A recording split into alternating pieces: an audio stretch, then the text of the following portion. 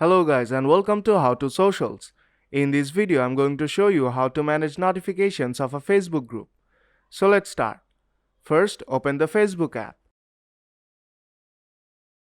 When the app opens, you have to tap on this group icon just beside the home icon at the top of the screen. And here you will see all the groups you are member of. Now you have to tap on a group name to enter that group.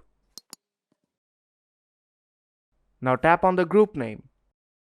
Now when you are on the group, you have to tap on the three dots on top right corner and then tap on Manage Notifications. Now if you want to receive notification for all posts, then select All Posts on in-app.